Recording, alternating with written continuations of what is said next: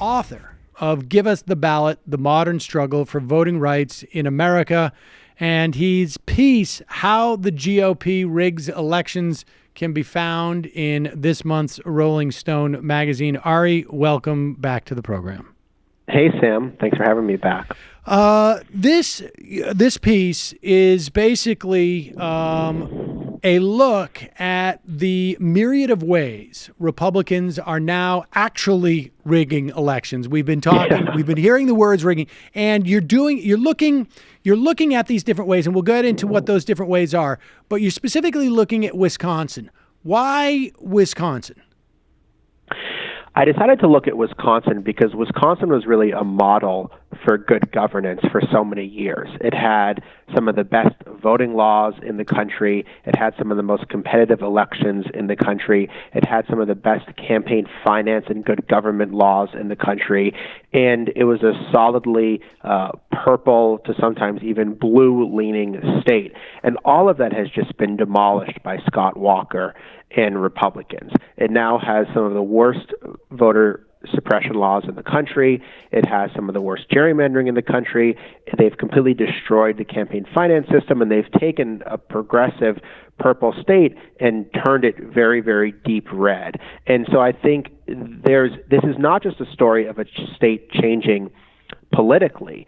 It's a story of a state really eviscerating all of the things that made it a model. And Wisconsin went from one model, which was this place that Teddy Roosevelt once called a laboratory for progressive legislation, and it's become another model, which is the laboratory for the Koch brothers to basically figure out how to create a plutocratic oligarchical society that benefits the 1% at the expense of everyone else. And so I just think that Wisconsin is a perfect test case to look at what Republicans have done to democracy more broadly. Okay, all right. So it raises two questions before we get into the details here.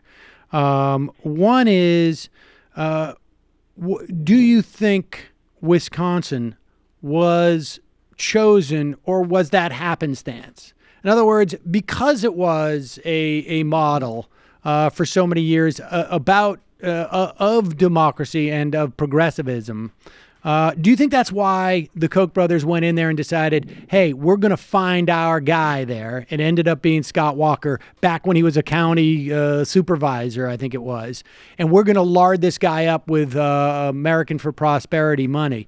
Was that happenstance? Was it just they put this money into 5 or 6 states and this is the one that popped? Why Wisconsin?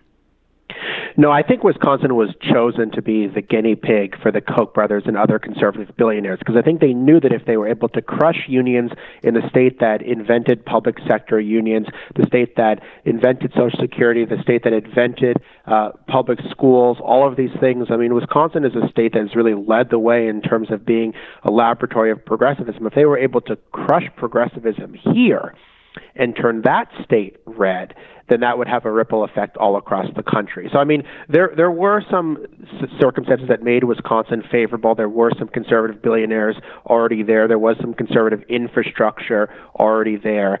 But no, it was chosen because they knew that whatever they did in Wisconsin would have national significance. And that's why Scott Walker made such a big show out of crushing unions, because he wanted to export this model all across the country. And then they did all of these other things that were more under the radar, like the gerrymandering, the voter suppression, the dark money that they've been exporting as well.